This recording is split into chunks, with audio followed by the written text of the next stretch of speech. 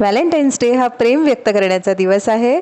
मग ते प्रेम कुणावरही असू दे, तुमच्या जोडीदारावर, मित्रमंडळींवर, तुमच्या भाऊ बहिणींवर, कझिन्सवर, तुमच्या मुलांवर, पालकांवर, अगदी कोणावरही. आणि हे प्रेम व्यक्त करण्याचा मार्ग जातो पोटातून. तर व्हॅलेंटाईन्स डेसाठी आपण बनवूया एक मस्त डेझर्ट, जे मी बनवत आहे गुलाबाच्या पाकळ्यांपासून आणि स्ट्रॉबेरीपासून. तर बेसिकली हे आहे गुलाब आणि स्ट्रॉबेरीचे पॅनकेक्स विथ स्ट्रॉबेरी आणि रोजचं कॉम्पोट. तर चांगल्या शेपच्या स्ट्रॉबेरी आहेत त्या आपण गार्निशिंगसाठी वेगळ्या ठेवूया आणि बाकीच्या स्ट्रॉबेरी स्वच्छ धुवून घ्यायच्या आहेत आणि या आपल्याला चिरून घ्यायच्या आहेत. खूप एकदम बारीक चिरायची गरज नाही आहे. याचा आपल्याला कॉम्पोट म्हणजे जामसारखं तयार करायचं आहे. ते आपल्याला नंतर मिक्सरमध्ये त्याची प्युरी करायची आहे. त्यामुळे खूप जास्त बारीक काप करायची गरज नाही आहे. स्ट्रॉबेरीचे काप करून झाल्यानंतर गुलाबाच्या पाकळ्याही आपल्याला थोड्याशा चिरून घ्यायच्या आहेत. तुम्ही अशाच घातल्या तरीही काही हरकत नाही, पण बेटर रिझल्टसाठी आपण त्याला चिरून घेऊया, कारण त्याचा आपल्याला रंगही एक्स्ट्रॅक्ट करायचा आहे आणि फ्लेवरही हवा आहे. तर बेसिकली यामध्ये रंग जास्ती आपल्याला येणार आहे गुलाबाच्या पाकळ्यांमधून आणि फ्लेवर मिळणार आहे स्ट्रॉबेरीमधून. थोडाफार रंग दोन्हीकडून आपल्याला एक्स्ट्रॅक्ट करून घ्यायचा आहे. तर एका पॅनमध्ये मी बटर घातलेलं आहे आणि गुलाबाच्या पाकळ्या आणि स्ट्रॉबेरीचे तुकडे याच्यामध्ये आपल्याला घालायचे आहेत. रेशिओ आपल्याला ठेवायचा आहे गुलाबाच्या पाकळ्या साधारणपणे दुपटीपेक्षा पण जास्त असायला हव्यात आणि स्ट्रॉबेरीचे तुकडे, कारण गुलाबाच्या पाकळ्या थोड्याशा अशा श्रिंक होऊन जातात जेव्हा आपण याचं कॉम्पोट बनवतो तेव्हा, आणि आपल्याला रंग खूप स्ट्रॉंग हवा आहे, त्यामुळे गुलाबाच्या पाकळ्या जास्त घालायचे आहेत. अगेन तुम्ही कोणता गुलाब वापरताय त्यावरही डिपेंड आहे की किती छान रंग तुम्हाला मिळतो. याच्यामध्ये आपण घालणार आहोत 2 चमचे साखर. क्वांटिटी किती असेल त्या हिशोबाने तुम्ही साखर, आणि तुम्हाला गोड किती आवडत असेल त्या हिशोबाने साखर तुम्ही थोडी कमी जास्त नक्कीच करू शकता.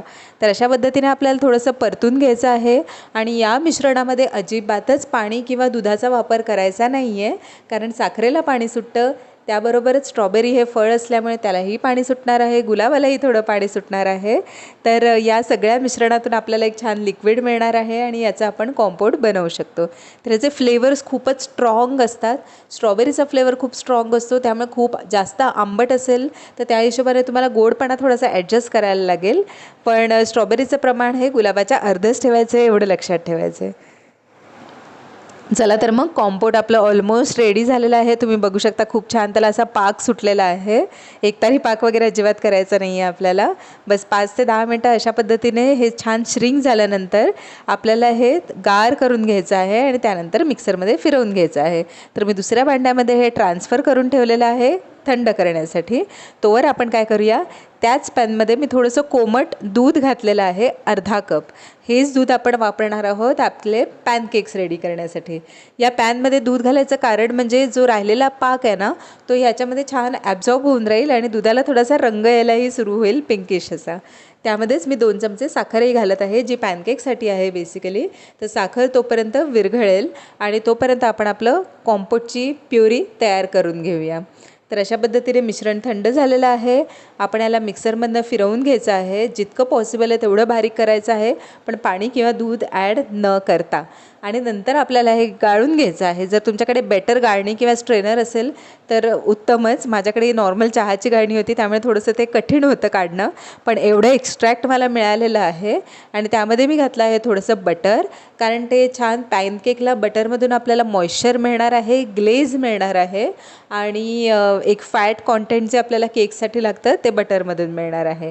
तर अशा पद्धतीने या एक्स्ट्रॅक्टमध्ये आपल्याला बटर छान मिक्स करायचं आहे व्यवस्थित. गुठळ्या नाही असायला पाहिजेत. मेल्टेड किंवा गरम बटर अजिबात वापरायचं नाही आहे. सॉफ्ट बटर जे असतं फ्रीजमधनं रूम टेम्परेचरला आणून ठेवलेलं तसंच बटर आपल्याला वापरायचं आहे आणि ते मिक्स करायचं आहे. 1-2 चमच्यांपेक्षा जास्त बटर आपल्याला घालायचं नाही आहे, नाहीतर खूपच जास्त पॅनकेक खुसखुशीत होतील आणि मोडायला लागतील.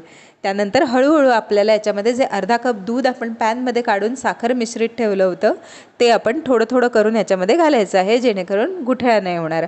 आपल्याला छान स्मूथ बॅटर पाहिजे, म्हणजे हे लिक्विड सेट आपला तयार होईल. त्यानंतर आपण याच्यामध्ये मैदा आणि बाकीचे सुक्या वस्तू घालून घेणार आहोत. चला तर मग हळूहळू दूध घालून याला मी व्यवस्थित मिक्स केलं आहे. थोडे पेटल्स किंवा थोडासा एक्स्ट्रॅक्ट याच्यामध्ये आला असेल तरी काहीही हरकत नाही, ते खूप चवीला छान लागतं. आणि ह्यानंतर थोडासा रंग चेक करा. जर रंग फारच पेल झाला असेल, व्हाईटिश झाला असेल तर अजून थोडंसं तुम्ही एक्स्ट्रॅक्ट याच्यामध्ये ॲड करू शकता. चला तर मग अशा पद्धतीने लिक्विड सेट झाल्यानंतर थोडा थोडा करून मैदा आपण वापरायचा आहे. मैदाही याला लागणार आहे अर्धा कप. अर्ध्या कपापेक्षा जास्त मैदा नाही वापरायचा आहे, कारण हा हार्ड केक आपण नाही बनवत आहोत, पॅनकेक आहेत जे थोडेसे असे सॉफ्ट असतात. त्यामुळे आपल्याला मैद्याचं प्रमाण दुधाइतकंच ठेवायचं आहे. अर्धा कप मैदा हळूहळू आपल्याला घालायचा आहे. त्यानंतर मध्ये आपल्याला घालायचं आहे अर्धा चमचा बेकिंग पावडर आणि त्याच्या अर्ध बेकिंग सोडा. तर हे प्रमाण आहे. त्यानंतर उरलेला मैदा घालून आपल्याला हे व्यवस्थित बॅटर केकसारखं मिक्स करायचं आहे, एकाच डायरेक्शनमध्ये फिरवून, जेणेकरून त्याला गुठळ्या होणार नाही आणि छान एरेशन तयार होईल. हुश, आता आपलं बॅटर तयार झालेलं आहे. पॅनकेकचं कॉम्पोटही तयार आहे. आता झटपट पॅनकेक तयार करायला घेऊया. तरी हे पॅनकेक मी डबल पॅन ठेवून बनवते आहे, जेणेकरून त्याचा रंग असा काळपट येणार नाही आणि ते खाली चिकटणारही नाही. तर आपल्याला नॉनस्टिक पॅन वापरायचं आहे. माझ्याकडे ना हे हार्ट शेपचं कुकी कटर होतं, तर ते मी पॅनवर ठेवलेलं आहे आणि त्याच्यामध्ये मी हार्ट शेपचे पॅनकेक्स तयार करून घेत आहे. हे बघा, अशा पद्धतीने बॅटर त्यामध्ये घालून घेतलेलं आहे आणि याला झाकण ठेवून युजली आपण पॅनकेक्स बनवतो तसे आपल्याला करून घ्यायचे आहेत. जर तुमच्याकडे हार्ट शेपचा कुकी कटर वगैरे नसेल तरी काही हरकत नाही. जर ते नसेल तर तरीही हार्ट शेप पॅनकेक आपण कसे करू शकतो ते मी तुम्हाला व्हिडिओमध्ये दाखवणार आहे. व्हिडिओ शेवटपर्यंत नक्की बघा. चला, आपलं हे तयार झालेले आहेत पॅनकेक. आता आपण याला उलटवून घ्यायचं आहे. त्याआधी आपण हा साचा काढून घेऊया. साचा जर या स्टेजला निघत नसेल तर साच्या सकट उलटवा, नंतर ते ड्राय झाल्यानंतर साचा निघूनच येईल. आता तुम्ही बघू शकता खूप छान गुलाबी, हलका गुलाबी रंग याला आलेला आहे. अजिबात ते ब्राऊन किंवा काळपट झालेले नाही आहेत. पॅनकेक खूप सुंदर दिसते आहे. अशा प्रकारे थोडेसे कडेनेही आपल्याला हे शिजवून घ्यायचे आहेत, कारण हे पॅनकेक थोडेसे असे सॉफ्ट आणि लिक्विडी असतात.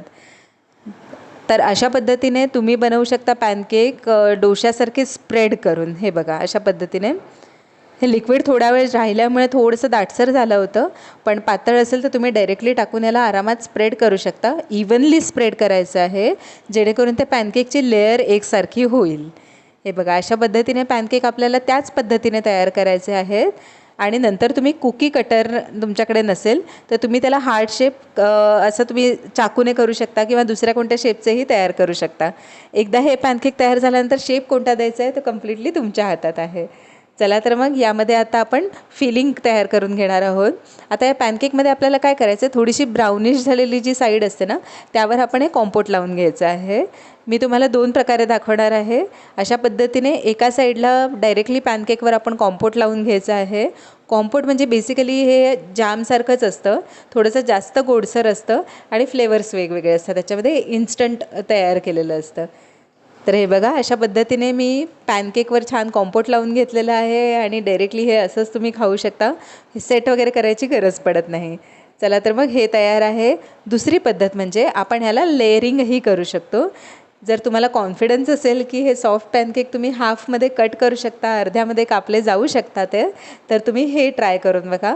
जसं मी तुम्हाला दाखवते आहे, मी हे हार्ट शेप पॅनकेक अर्ध्यामध्ये कट करून घेत आहे, जसं आपण केकला लेअरिंग करतो ना तसंच. आणि मध्ये आपल्याला कॉम्पोट भरायचं आहे. हे बघा, 2 व्यवस्थित इक्वल भाग याचे झालेले आहेत छान.